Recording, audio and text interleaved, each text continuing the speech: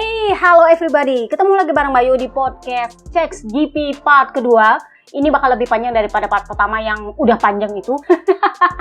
Sorry kalau yang part kedua ini agak telat karena sebenarnya maunya recording kemarin malam. Cuman masalahnya setelah kemarin admin akun mengedit part pertama dan di-upload, ternyata nggak tahu kenapa yang settingnya awalnya untuk ngintilers tiba-tiba berubah kemana gitu dan metadatanya bla bla bla bla. Pokoknya amburadul lah. Jadinya kami berdua mesti ngecek ke kiri dan ke kanan, dan karena email akun untuk channel YouTube itu satu sama akun X, jadinya keputar-putar lah gue tuh.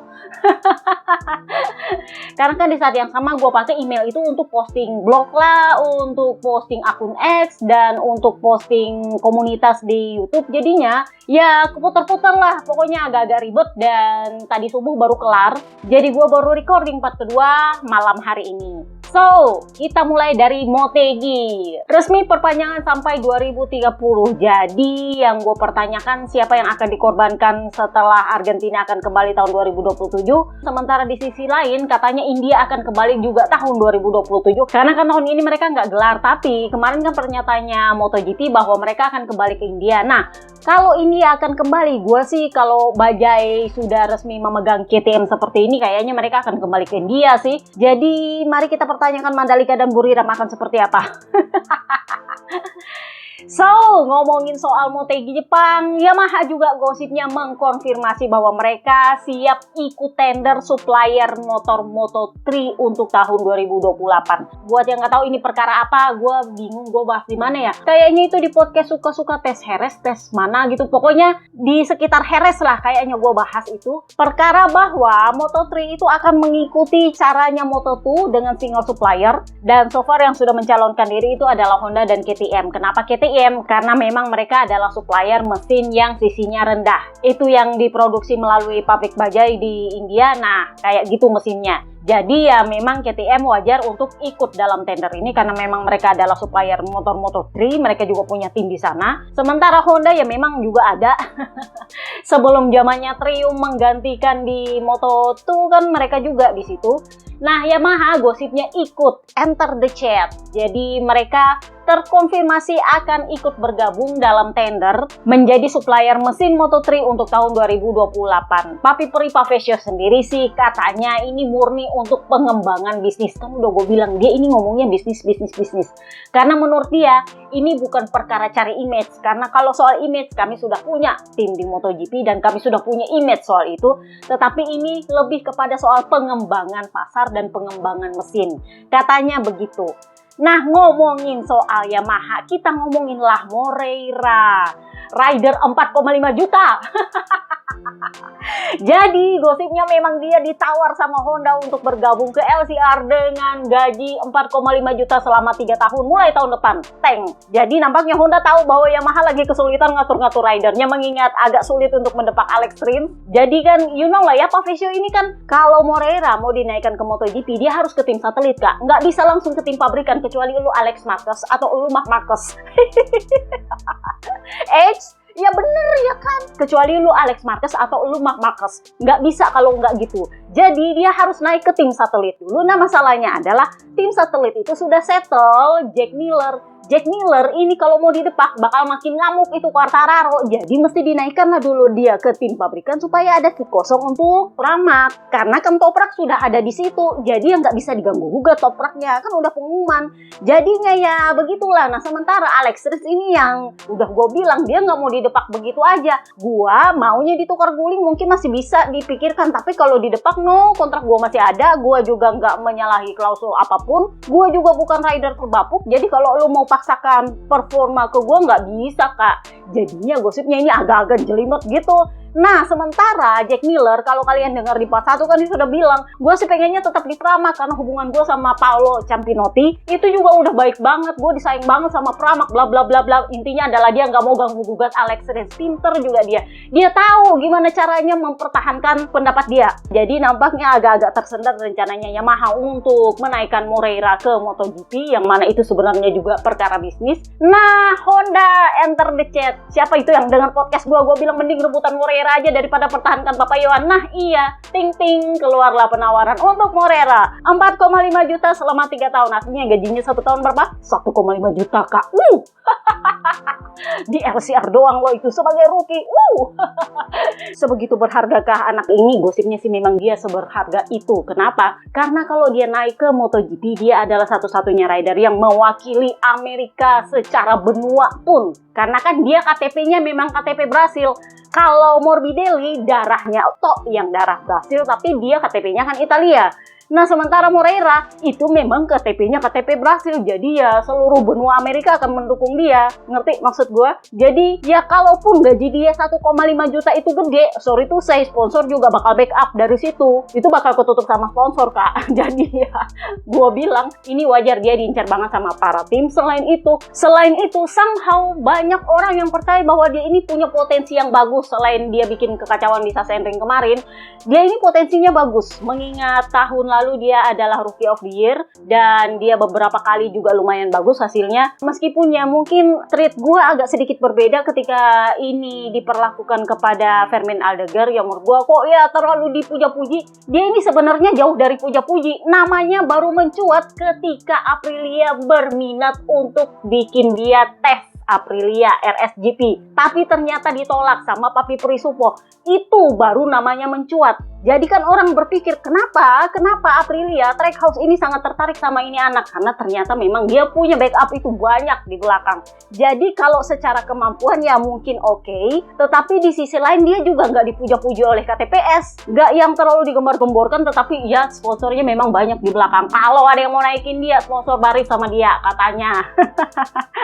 Jadi dia ini nggak dipuja-puji oleh media Spanyol, memang cenderung anyep malah, tetapi tim tahu nilai dia secara finansial berapa. Jadi kita lihat apakah Moreira tertarik untuk bergabung dengan LCR tahun depan. Gua rasa dia juga akan bergabung kalau dia merasa aman untuk ada di sana. Nah itu dia perlu figur Papi Prisupo, orang yang dia kenal di tim. Pertanyaannya adalah apakah Papi Prisupo mau kembali ke Honda? Soalnya semoga gua salah, nampaknya Papi Pripuik agak menjadi, gua nggak bilang dia terabaikan atau terlupakan, tetapi gara-gara blundernya Valera di Asen kemarin, Jepang mulai agak-agak yang wait a minute, kayak gitu. Meskipun ya kalau kalian dengar podcast gua sebelum-sebelumnya, dia ini sedang acting menjadi direktur teknis di Dorna. Nah ini juga yang sedikit gua pertanyakan, apakah dia ada kaitannya dengan masalah penaltinya Marc Marquez kemarin.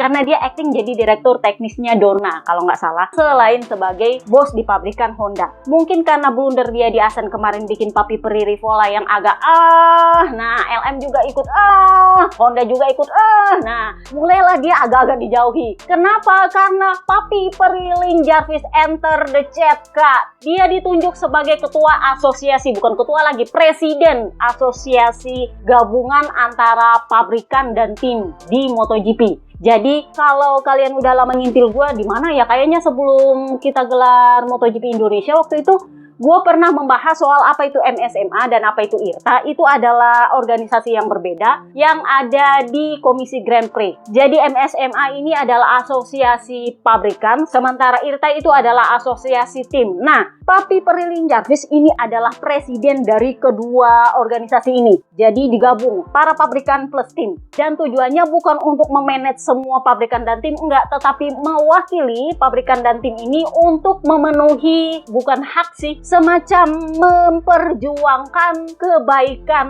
bagi pabrikan dan tim. Gua nggak bilang hak karena itu perlu diperjelas apa hak apa kewajiban, kan harus ada aturannya. Nah karena ini belum ada aturannya, jadi memperjuangkan kebaikan bagi tim dan pabrikan.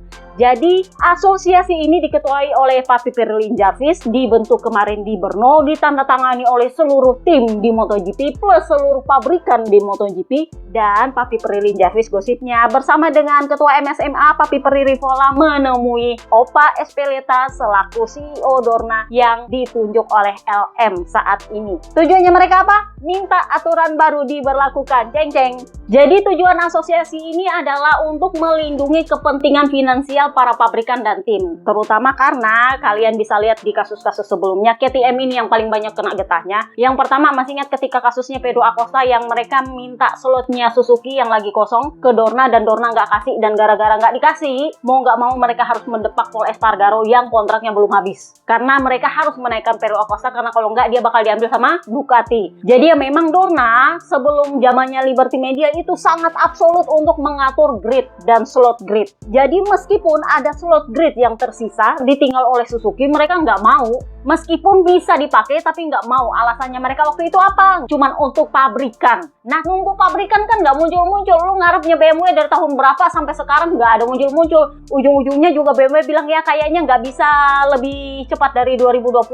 Elah, buang ango. Jadi ya itu yang dikeluhkan oleh KTM kemarin. Nah, yang lain adalah KTM juga mengeluhkan bagi hasil. Kan lu tahu mereka ini kesulitan secara keuangan, sehingga untuk bisa mempertahankan divisi balapnya mereka amat sangat bergantung kepada performa tim. Jadi kalau di part 1 kan kalian tahu bahwa podiumnya Acosta itu adalah nafas panjang untuk tim dan seluruh pegawai di KTM di Austria. Karena kalau performa mereka jeblok ketika Numister, CEO barunya datang, itu bakal dihapus itu divisi balap. Lu kira itu yang PHK banyak segitu coba? Jadi memang mereka sangat membutuhkan dana dan mereka sangat berharap bahwa mereka tidak hanya bergantung kepada ownernya KTM untuk bisa mengembangkan motor mereka. Jadi kemarin Papi Prilly Javis dan Papi Peri Rivola itu datang menemui Opa Espeleta untuk mengajukan penerapan kesepakatan Concordia. Kesepakatan Concordia ini terkenal banget di F1 katanya. Gua bukan orang F1 jadi gua nggak ngerti.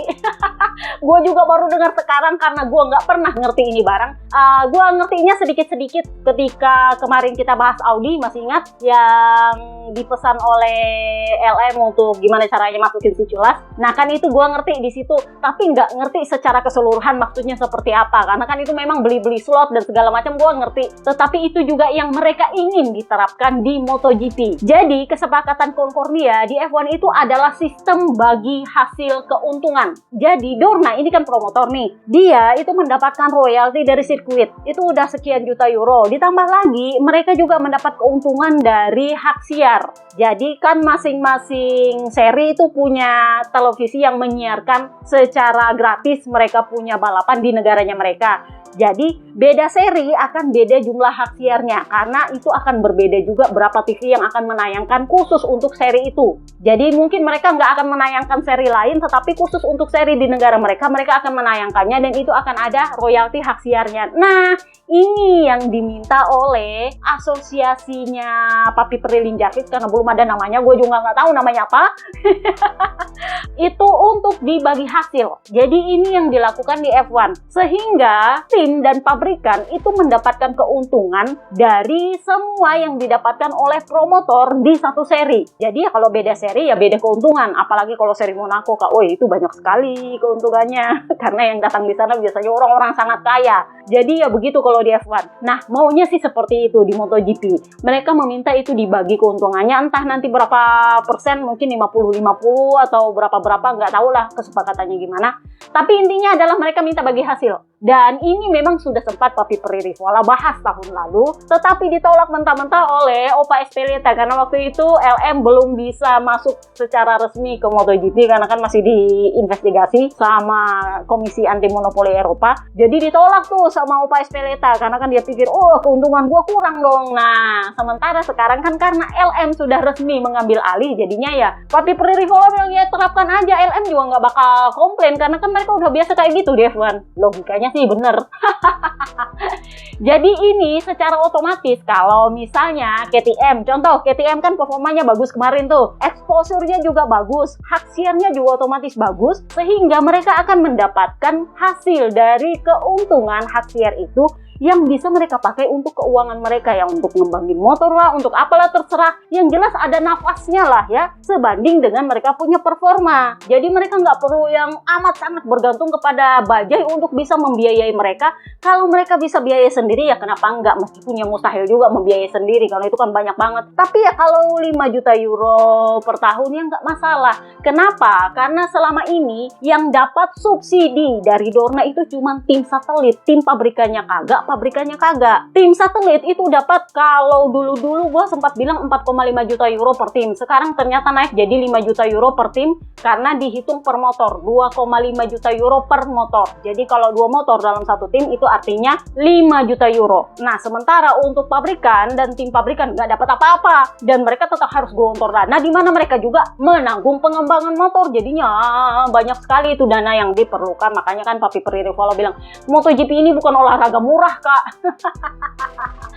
Nah, di sisi lain, dengan bagi hasil ini, maka para pemenang race dan para pabrikan yang menang race itu akan mendapatkan jumlah hadiah yang berbeda-beda. Jadi nggak yang fix berapa ratus ribu euro per podium 1, podium 2, itu kan ada fix dia punya angka selama ini. Nah, kalau nanti perjanjian Concordia ini dilaksanakan, maka angka itu akan berbeda-beda tergantung dengan berapa keuntungan yang diterima oleh Dorna dari perolehan hak siar dan iklan. Jadinya bisa banyak banget, bisa dikit banget, dan itu secara otomatis akan membuat tim termotivasi untuk tampil bagus, terutama untuk di seri-seri tertentu yang mereka tahu ini banyak duitnya. Karena kalau exposure-nya gede dengan penonton yang orang-orang kaya, itu artinya mereka juga punya peluang dapat investor. Nah, perkara investor, Asosiasi Papi Pirelli-Jarvis ternyata juga meminta kepemilikan penuh dan absolut atas slot grid di MotoGP. Ini sama dengan F1. Jadi, kalau lu mau gabung, lu harus beli slot. Selama ini, beli slotnya itu harus di Dorna, dan itu harus membayar 20 juta euro untuk satu slot tim. Itu pun harus disetujui dulu oleh Dorna, meskipun mereka sudah sepakat dengan timnya. Nah, untuk beberapa investor berpikir bahwa kayaknya nggak semahal itu deh. Atau kalaupun memang semahal itu, gimana kalau gue beli aja timnya? Gue nggak perlu beli slotnya 20 juta euro, yang mana tahu timnya harganya cuma 15 juta euro, 10 juta euro. Masih ingat Grace ini kemarin itu 10 juta euro? Masih ingat? 2 juta euro ding! Kayaknya gue pernah bahas yang waktu itu Grace ini mau dijual 2 juta euro apa ya? Gue lupa. Pokoknya kayak gitu, itu saking murahnya, sehingga dibandingkan membeli slot ke Dorna, mending mereka membeli tim. Nah, masalahnya tim juga nggak mau jual diri. Jual diri ding. Pemilik tim nggak mau jual timnya. Kenapa gue bilang jual diri? Jadi gini, meskipun harga timnya itu 2 juta euro, kan investor mikir daripada gue bayar 20 juta euro ke Dorna, mending gue beli timnya 2 juta euro, gue nggak perlu bayar 20 juta euro ke Dorna, karena gue otomatis mengambil alih slot grid. Bener nggak?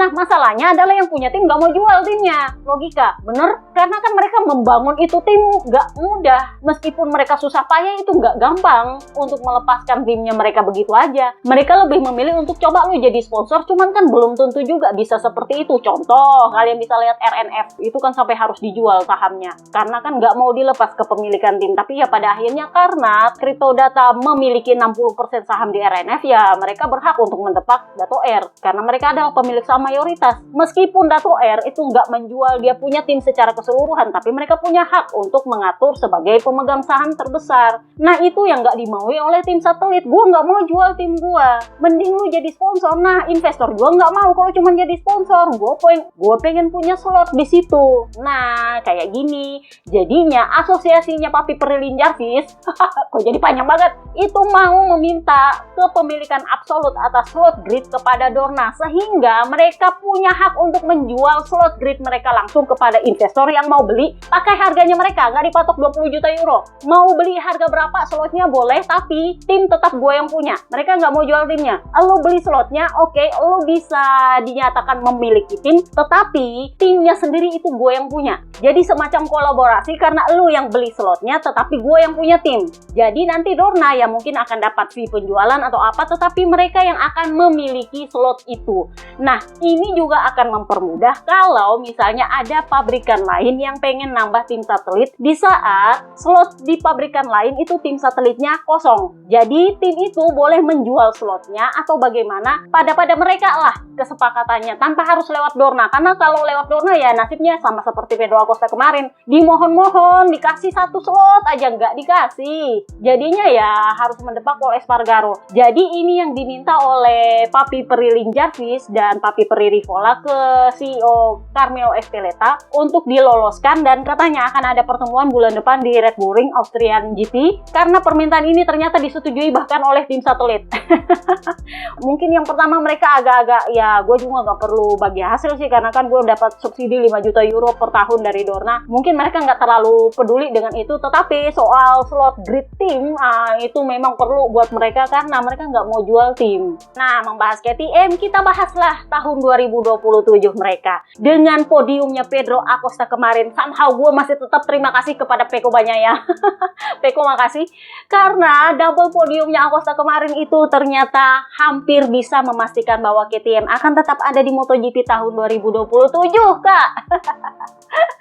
Jadi itu memang benar-benar apa ya, masa depan banget buat KTM podiumnya Acosta kemarin. Itu untuk para pekerjanya di Austria yang 4.000 orang yang masih tersisa, itu kan masih sisa 4.000 orang dan itu sangat bergantung kepada podiumnya Acosta. Dan kemarin akhirnya Pit Direct bilang kami sedang mempersiapkan tahun 2027 untuk mesin 850 cc. Akhirnya meskipun ya dia bilang ada banyak hal yang perlu kami kerjakan segera karena kalau tidak kami tidak akan pernah siap untuk tahun 2027. Jadi kami sedang mempersiapkan diri untuk musim itu, tapi setiap kali membicarakan proyek ini akan kembali membahas soal berapa motor yang akan ada di track, berapa tim yang akan ada di track, dan itu artinya ada berapa biaya yang harus dikeluarkan. Tetapi pada akhirnya kami akan memastikan bahwa tidak ada perubahan rencana dalam hal ini. Kami tidak akan melakukan pemangkasan misalnya hanya turun dengan 2 motor, artinya akan melepaskan factory. Kami pikir memiliki 4 motor itu sangat penting untuk kesuksesan di pedok ini. Oleh karena itu visi kami adalah berada di track pada tahun 2027 dengan motor yang fantastis, 4 pembalap dan 2 tim. Dari sudut pandang ini memang akan ada banyak tekanan karena saya pikir kami benar-benar harus memiliki pembalap terbaik yang kami inginkan. Tentu saja tugas kami adalah menunjukkan bahwa kami punya paket tim dan motor yang kompetitif untuk memperebutkan gelar. Karena semua pembalap memang ingin bisa memperebutkan gelar. Jika kami tidak memberikan kesempatan itu, ya kami memang beresiko kehilangan salah satu dari pembalap kami. Kami pikir kami masih punya waktu, meskipun ya tidak terlalu banyak, untuk melangkah lebih jauh ke depan dan meningkatkan diri serta memastikan bahwa pembalap berada di posisi yang tepat untuk bersaing dan mencoba untuk menang. Karena inilah yang mereka inginkan. Jika kami memiliki paket yang kompetitif, maka tidak ada pembalap yang ingin pergi. Tetapi jika kami tidak memiliki proyek yang bisa menang, jelas kami beresiko akan kehilangan seseorang. Tetapi saya tidak bisa terlalu memikirkannya sekarang karena tugas kami adalah berusaha untuk meningkatkan diri setiap saat, balapan demi balapan. Kami juga tidak boleh melakukannya hanya demi bisa mempertahankan pembalap, tetapi juga demi mitra kami, demi Dewan KTM, demi para sponsor. Jadi memang akhir pekan seperti Brno itu membantu proyek kami untuk tumbuh dan itulah yang saya inginkan. Jadi untuk yang bertanya apakah kami akan ada di sini tahun 2027, saya ingin mengatakan bahwa kami bergabung di MotoGP itu karena kami ingin bertahan, bukan untuk pergi. Karena itu adalah bagian dari rencana bisnis kami. Jadi ya semuanya boleh bernafas lega. Mari kita lihat apa yang akan dilakukan oleh asosiasinya Papi Peri Jarvis untuk bisa meloloskan perjanjian Concordia. Dan apa yang akan dilakukan Bajaj untuk bisa meningkatkan KTM dan mempertahankan divisi balap mereka. Kita bahaslah dulu Papa Lukas, Alex Rins. Gua lupa membahas ini di part pertama. Gua nggak tahu kenapa. Tahu nggak, gue baru ingat itu ketika admin aku bilang, kok kayaknya ada yang kurang ya lu membahas dia mah apa ya kayaknya Alex Rins. Udah gitu dia bilang kayaknya lu salah ngomong lagi, lu bilang Augusto Fernandez finish P8 padahal dia finish P18. Gue pikir, gue kemarin mikir apa ya kok sampai agak-agak meleng-meleng gitu. Ternyata bahkan di skrip pun nggak ada itu Alex Rins, bingung gue. Jadi mari kita membahas Alex Rins. Dia finish P15, nggak naik dan nggak turun. Ya lumayan lah ya, bawa pulang 1 poin. Ya begitulah, dia bilang sulit untuk menjadi lebih baik lagi, bukan dari segi hasilnya, tetapi dari segi waktu lab. Sulit bagi saya untuk bisa bersaing. Jika kami harus fokus pada satu hal yang perlu ditingkatkan saat ini, maka itu adalah kualifikasi untuk mendapatkan start yang lebih baik. Kami membutuhkan konsistensi yang lebih baik dalam kualifikasi, dan balapan ini merupakan langkah selanjutnya. Kami harus terus bekerja karena akan ada jeda 3 minggu untuk bisa meningkatkan diri. Jadi buat yang bertanya-tanya soal konsesi, di part 1 ini dia grafiknya. Terima kasih admin akun. Kemarin kayaknya karena kami agak-agak ribet sama akun di YouTube kan, akhirnya kami punya banyak hal untuk dibicarakan dan banyak hal untuk dibahas. Jadinya ini dia grafiknya. Itulah kenapa ternyata Aprilia itu diambang jurang degradasi. KTM ternyata kagak. Kenapa? Karena ternyata podium yang didapatkan oleh Viñales dan Pedro Acosta itu ada berapa kali, itu lumayan, bahkan nggak terancam degradasi. Tetapi Aprilia memang sempat terancam karena performanya Marco Bes itu baru membaik setelah akhir-akhir ini, terutama karena di Sachsenring dia crash kan. Jadi memang mereka itu ada di tubir jurang, dan hasil di Brno kemarin itu sangat berarti untuk pabrikan itu, dan akhirnya mereka lolos dari jurang konsesi. Kalian bisa lihat grafiknya itu peningkatannya, dan kalian bisa lihat Ducati ada di mana. Karena mereka secara pabrikan kan ada 6 motor, dan itu juga hampir semuanya bisa cetak poin. Sementara yang lain ya pada 4 motor, dan itu pun ada yang cetak poin, ada yang kagak, ya kadang bagus, kadang kagak. Nah, kayak gitu. So, kita bahaslah Marco Bes P2. Dia sempat diganggu sama Giorno, dibilang, kayaknya lu enak nih liburan nih karena lu bisa finish podium setelah lu crash di Sachsenring. Di sisi lain juga Aprilia lolos dari degradasi. Jadi dia bilang, ya sebenarnya juga kalau saya mau liburan 3 minggu doang, mau kemana ya, banter saya di rumah. Maklum jomblo kak. Kalau yang lain pergi sama pacar kemana-kemana, dia kagak, di rumah kak. Di rumah, jomblo, gue jomblo. Jadi dia bilang, ya saya paling cuma mau olahraga, latihan, karena liburan kali ini lebih pendek dari tahun-tahun sebelumnya. Karena memang kan tahun lalu karena ada yang dibatalkan, Kazakhstan ya kalau nggak salah yang dibatalkan, jadinya mereka libur 1,5 bulan kan. Sampai orang Manado bilang orang Manado apa orang Palu ya, taonga-onga. Itu bahasa mana sih? Pokoknya dibilang taonga-onga gitu. Pokoknya sampai bosan-bosan lah ya libur. Nah kali ini kan cuma 3 minggu, jadinya ya dia bilang pendek banget juga, banter gue cuma tidur di rumah aja, latihan lah, kemana nongkrong, nggak kemana-mana lah. Karena menurut saya rasanya tidak ada gunanya juga beristirahat cuma 3 minggu. Ini ibarat kata kalau jeda race itu kan, jeda race kan 2 minggu, nah ini 3 minggu, cuman beda seminggu doang menurut dia. Jadi dia bilang ya nggak ada bedanya lah, nggak bisa dibilang libur sih kalau menurut saya. Lagi pula toh saya senang-senang sekarang, saya merasa baik, dan anehnya bahkan saya pengen pergi ke gym untuk ya paling enggak untuk ada kegiatan lah, karena menurut saya sebenarnya itu juga hal yang membosankan, tapi ya daripada bosan ya kan, ya udahlah ya pergi aja. Yang pasti saya akan beristirahat beberapa hari, dan setelah itu saya akan langsung kembali bekerja, entah itu latihan, entah itu training, entah itu ke gym. Jadi ditanyalah dia, berarti sekarang lu udah rajin olahraga dong? Dia bilang, ya berada di Aprilia saat ini membuat saya belajar untuk gimana caranya saya mengatur fisik saya lebih baik, mengatur stamina saya, mengatur tubuh saya, karena you know lah, dia sendirian menanggung bebannya Aprilia selama Martin absen kan. Jadinya ya antara dia harus menjaga mentalnya supaya nggak tertekan dan menjaga kondisi fisiknya jangan sampai dia kenapa-kenapa gitu. Jadi dia bilang, ya saya belajar untuk mengatur gimana caranya supaya saya nggak terlalu cepat capek, gimana caranya supaya saya bisa tetap prima selama akhir pekan balapan, pokoknya gimana caranya supaya saya menjaga fisik saya tetap bugar.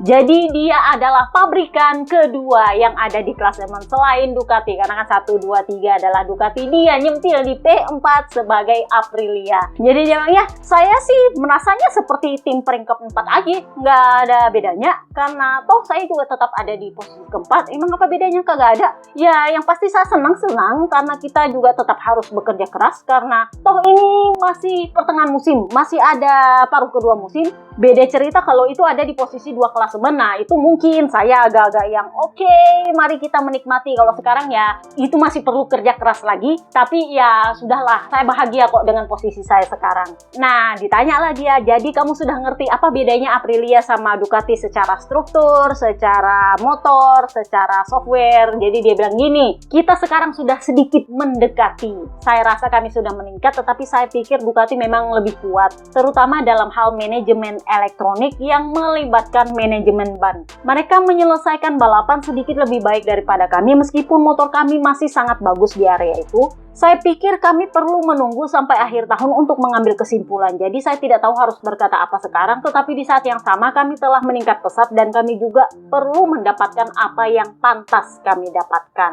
Awal tahun 2025 memang terasa aneh bagi saya. Kalian semua tahu apa yang terjadi. Jorge cedera, saya juga harus mengembangkan motor. Maksud saya bukan sendirian karena ada Salvadori, ada teman-teman juga di track house membantu saya. Tetapi yang terpenting, saya harus bekerja keras. Lalu ada momen ketika performanya bagus tetapi hasilnya nggak datang-datang. Jadi saya juga sampai pada titik di mana saya harus berjuang melawan ketidaktahuan saya. Sehingga saya yang biasanya cukup ulet jadinya sedikit melakukan diri saya sendiri. Semua terasa sangat sulit sampai Silverstone datang. Tahun lalu juga tidak mudah karena saya memang sempat tertinggal dari barisan depan. Kuncinya adalah bekerja dengan tenang dan baik dan kami berkembang bersama. Teman-teman di pedok adalah rekan-rekan yang hebat dan kami telah memaksimalkan pekerjaan yang sudah kami lakukan sejauh ini dan itu berhasil. Jadi ditanyalah dia balapannya. Jadi dia bilang di awal balapan saya memang sedikit berusaha mengendalikan situasi karena saya tahu kalau saya mencoba menyalip Mark di awal-awal saya tidak akan punya energi untuk menyalipnya di akhir-akhir balapan. Masih banyak lap tersisa dan di trek dengan tikungan panjang seperti ini penting untuk menyimpan amunisi di akhir balapan. Ketika saya melihat Pedro semakin dekat, saya tahu bahwa sudah waktunya menggunakan amunisi itu. Jadi catatan waktu saya membaik dan saya berhasil menjauh darinya. Jadi ya dia sudah mulai belajar caranya bikin strategi. Kesimpulannya, paruh musim pertama menurut lo. Jadi dia bilang ya, saya rasa sih hasilnya sedikit lebih baik dari yang saya perkirakan di awal tahun. Tentu saja setelah melihat bagaimana balapan pertama berjalan dan ada saat-saat di mana saya berharap meraih 1 atau 2 podium sepanjang tahun, tetapi kami berhasil membalikan keadaan dan tentu saja masih banyak balapan yang harus dilalui. Jadi kami akan beristirahat sejenak, tetapi kami perlu mempertahankan momentum ini, tetap termotivasi dan tetap fokus. Saya rasa saya sendiri juga sudah meningkat, saya berkembang setiap tahun, tetapi kenyataannya itu adalah hal yang saya lakukan dari hari ke hari. Setiap hari, setiap detail membuat perbedaan. Apa yang dilakukan oleh orang-orang di sekitar Anda itu juga penting. Anda harus menghargai kemajuan yang sudah dicapai, tetapi jangan pernah merasa sudah mencapai tujuan yang Anda inginkan. Dan saya merasa sama sekali belum mencapai tujuan saya. So, kita pindahlah ke Martin, sang anak hilang. Dia finish P7. Setelah di sprint race kemarin itu dia senang banget karena dia feelingnya bagus. Dan kemarin dia itu bisa dibilang leganya luar biasa karena untuk pertama kalinya dia finish balapan panjang kak dengan kondisi P7. Setelah absen sekian bulan, itu bukan hasil yang buruk meskipun ya dia pakai ori. Tapi apapun itu menurut gua, still it's very good for him. Jadi dia bilang ya pada akhirnya saya membuktikan bahwa saya mampu mempertahankan mentalitas Martinator, pantang menyerah hingga akhir. Ada beberapa pembalap yang menekan saya dari belakang, pertama Jack, lalu Binder, lalu Vermin, tetapi saya berhasil mempertahankan kecepatan saya di 54 detik hingga akhir, yang memang merupakan tujuan saya. Dan ya, saya senang, karena saya tidak mengalami penurunan fisik atau mengalami keausan ban seperti yang saya perkirakan. Udah tahu kan kalau dia bilang saya nggak mengalami keausan ban, nah itu adalah tanda-tanda sebenarnya. Jadi saya tidak merasakan keausan ban seperti yang saya perkirakan. Saya merasa nyaman setelah kualifikasi. Mungkin terdengar seperti saya berbohong, tetapi saya percaya ketika Anda memiliki tim yang memberikan segalanya untuk Anda dan Anda adalah pembalap yang memberikan segalanya untuk tim, Anda bisa bersatu dengan cepat. Saya harus mengakui bahwa bukan setelah balapan, tetapi sebelum balapan saya menangis melampiaskan emosi saya. Saya mulai menangis bersama ayah dan pacar saya dan pelatih saya di motorhome, dan berkat itu saya bisa melepaskan ketegangan saya dan bisa fokus untuk balapan. Jadi memang saya tidak bisa secepat ketika saya masih prima, tetapi waktu lap saya adalah sesuai yang saya targetkan dan itu menurut saya hal yang baik. Intinya adalah saya harus lebih sering berlatih dan tahun ini saya juga harus lebih banyak berkeringat. Sekarang saya akan beristirahat beberapa hari, musim masih panjang dan saya sudah begitu mengalami banyak pukulan di beberapa bulan terakhir. Jadi sang anak hilang pulang dan yang senang adalah papanya. Gue jadi ingat lagu anak bungsu pergi ke negeri seberang. Ya gue bilang juga anak bungsu karena anak sulung mau gak mau jadi Barkobes. Karena memang dia bukan anak kesayangan tapi dia anak sulung yang menanggung semua beban keluarga.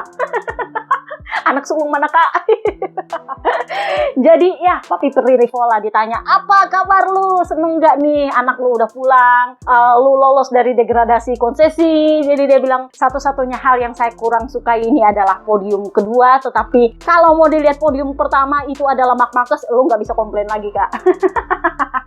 Karena kalau lu posisi pertama berarti lu bisa mengalahkan Marc Marquez dan itu agak-agak sulit memang. Jadi saya harus puas meskipun saya tidak bisa bilang saya suka. Secara keseluruhan ini adalah akhir pekan yang hebat bagi Aprilia, bagi Bezzecchi dan Martin. Tetapi juga bagi Raul Fernandez yang saya senang melihat tim Trackhouse sangat kompetitif. Akhir pekan ini memang tidak sepenuhnya sempurna tetapi tetap saja merupakan akhir pekan yang hebat. Saya percaya bahwa konsistensi selalu membuahkan hasil. Intinya adalah menghormati filosofi dan ide perusahaan serta menerapkannya sampai akhir. Dia sempat ditanya, Martin bilang dia senang banget karena lu nganggap dia jadi keluarga. Jadi dia bilang, ya saya memang ada di sana ketika dia mengatakannya dan sungguh menyenangkan saya bisa mendengarkannya langsung. Ini akan menjadi terakhir kalinya saya mengomentari hal ini karena saya tidak mau membahas lagi. Tetapi kita semua perlu memahami apa yang mungkin terlintas dari pikiran seorang juara, seorang atlet dan seorang manusia yang sudah menghabiskan waktu berbulan-bulan cedera tanpa ada harapan melihat cahaya di ujung lorong. Terlebih lagi ketika itu menyangkut seseorang seperti Jorge yang merupakan orang yang sangat aktif. Saya tahu situasinya dan bahwa mempertahankan posisi kami adalah hal yang tepat dan bahwa itu menjadi hal yang tepat untuk semua orang termasuk untuk Jorge. Itu saja.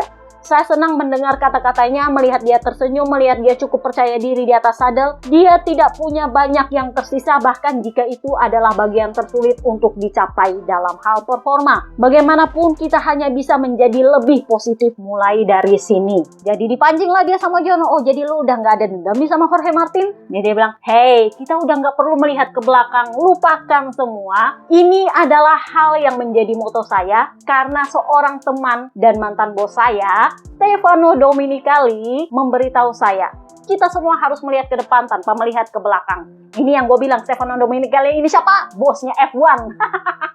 Itulah kenapa dia adalah orang dalamnya LM. Karena dia dekat sama Stefano Domenicali dan Stefano Domenicali ini adalah tangan kanannya LM. Jadi ya, makanya gue bilang, Martin lu salah pilih lawan kak kalau lu mau lawan Papi Peri Rivola.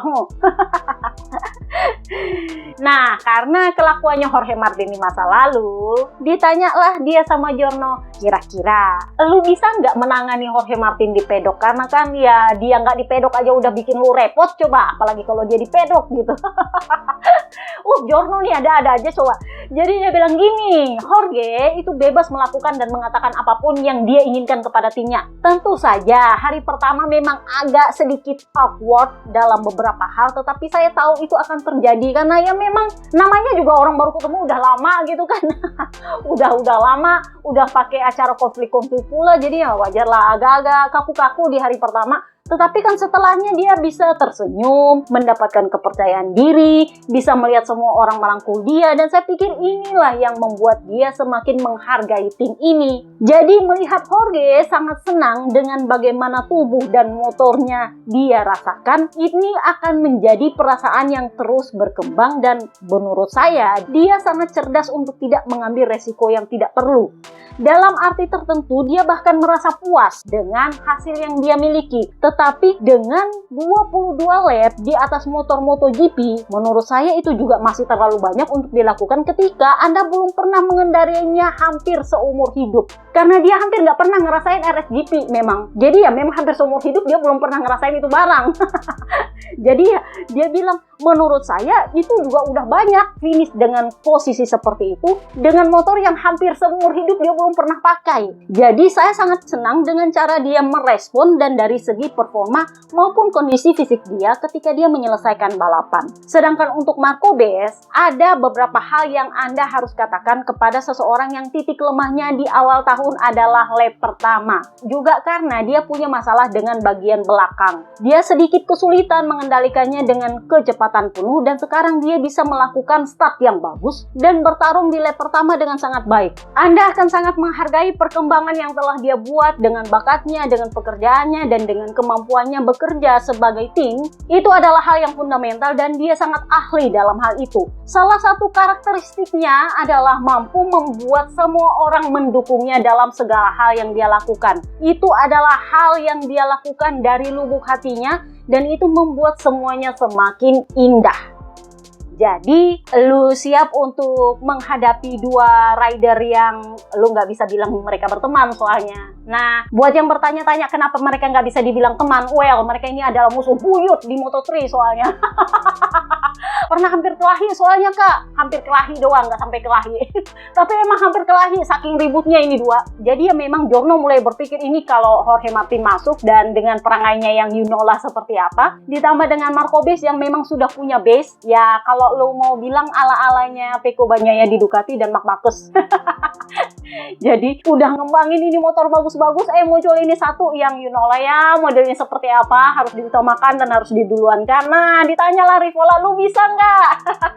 Kalau kemarin kan Tardosi pede banget, dia bilang bisa memanage semua ridernya. Nah, Rivola juga ditanya, lu bisa nggak nih? Karena ini akan ala-ala Ducati, yang satu sudah mengembangkan motornya dengan baik, dan tiba-tiba yang satu nongol setelah bikin kasus. Dan tentu saja minta diutamakan karena dia adalah Jurdon. Jadi dia bilang, ya begini, Marco belum bisa dibilang pemenang mengingat dia baru memenangkan satu balapan. Tujuannya adalah agar dia menjadi pemenang. Dan semakin cepat dia menjadi nomor satu di klasemen, nah ini ya memang agak ngada-ngada sih, tapi mungkin dia bikin perumpamaan gitu. Semakin cepat Marco berada di nomor 1 klasemen, maka semakin cepat juga Jorge berada di nomor 2 klasemen dan berusaha untuk menjadi nomor 1. Mudah untuk melihat sisi positif dari apa yang terjadi, dan saya juga senang dia bisa balapan sebelum jeda musim panas sehingga dia bisa menyerap semua perasaan yang dia rasakan selama beberapa hari terakhir. Saya pikir apa yang telah kami lakukan akan membuahkan hasil, tetapi sekarang ya memang gampang untuk bilang seperti itu. Saat-saat sulit untuk memanage dua orang ini akan datang, dan bahkan untuk seorang juara seperti Jorge tidak akan mudah mengejar ketertinggalan di klasemen ini. Tetapi kami ingin memiliki dua pembalap hebat agar kami bisa berkembang sebaik mungkin. Saat-saat sulit itu akan datang dan saya tidak sabar untuk mengelola dua ayam jantan saya ini. Dia bilang dua ayam jantan karena kan emang mereka bukan teman, Kak. Saya tidak sabar untuk menghadapi paruh kedua musim ini karena saya pikir kami berada di level yang baik dari segi teknis. Di paruh pertama musim kami hampir tidak melakukan pengujian karena pembalap penguji kami, test ridernya, Savadori itu sedang balapan. Tetapi sekarang kami bisa memiliki lebih banyak waktu untuk mengerjakan detail-detail kecil. Setelah sini dan semua orang di Noelle melakukan pekerjaan dan hebat, dan hal positifnya adalah kami berada di level yang baik. Intinya adalah setiap kami mencoba sesuatu yang baru, hasilnya selalu baik, dan ini memberikan dorongan ekstra untuk paruh kedua musim ini dan untuk tahun 2026. Jadi ya setelah gue pikir-pikir ya iya juga ya, Sterlachini itu bikin aero Dumbo, terus bikin swing arm baru kalau nggak salah ya kan. Ada juga tangki baru untuk Marco Base yang diuji sama Savadori. Jadi ya gue lumayan kagum juga sama Sterlachini, meskipun nggak ada test rider dia masih bisa bikin segala sesuatunya itu. Ya cuman seperti itulah, jadinya harus diuji di akhir pekan balapan karena nggak ada tes private. Bener nggak sih jadinya ya begitu. Nah sekarang kan Savadori udah nggak balapan, meskipun ya jangan lupa dia ada utang penalti, Kak, dari LLP. So kita bahaslah Raul Fernandez Trackhouse P5 naik satu posisi. Ini dia sumringah kemarin karena dia foto sama Papi Brivio sebagai tim satelit terbaik. Iyalah, karena kan yang lain tim pabrikan semua yang finish. Jadi dia bilang, saya sangat senang, awal musim ini tidak mudah bagi saya, karena kan memang dia akui sempat terganggu mentalnya saking dia nggak terima apa yang terjadi, terutama ketika Ai Ogura itu ternyata lebih bagus daripada dia. Dia mengakui bahwa mentalnya sempat terganggu dan dia pergi ke psikiater. Itu saking terganggunya, dan untungnya adalah dia itu mengakui bahwa something wrong with his mental. Orang yang nggak mengakui bahwa dia punya kesehatan mental terganggu itu biasanya akan berakhir jadi psikopat. Sementara dia mengakui bahwa gue punya mental agak-agak terganggu dan dia mengakui itu dengan jujur. Jadi pada akhirnya dia membaik. Jadi dia bilang awal musim ini tidak mudah bagi saya, tetapi kami berhasil meningkatkan segalanya selangkah demi selangkah. Kami jelas melakukan pekerjaan yang hebat hari ini dan sepanjang akhir pekan. Ini adalah akhir pekan MotoGP terbaik saya. Saya pikir ada dua faktor penting. Yang pertama itu adalah kualifikasi. Ketika saya melihat bahwa kami tak cukup jauh di belakang, itu akan menjadi sulit di awal balapan. Hari ini cukup mudah karena saya bisa start lebih di depan, sehingga saya tidak mengalami banyak masalah ketika menyalip pembalap lain dan tidak banyak pembalap di depan saya. Faktor kunci lainnya adalah hari Kamis ketika saya bertemu dengan David Brivio. Itu adalah pertemuan yang sangat positif, dia mendukung saya dan memberi saya banyak motivasi. Saya merasa rileks selama akhir pekan dan saya menikmati mengendarai motor saya dan semua ini sangat membantu saya. Ai Ogura no interview. Gak tahu di mana, nanti gua carilah, kalau nggak ya udahlah. Gua udah cari-cari nggak dapat. So, kita pindahlah ke pabrikan Ducati. Kita mulai dari VR46.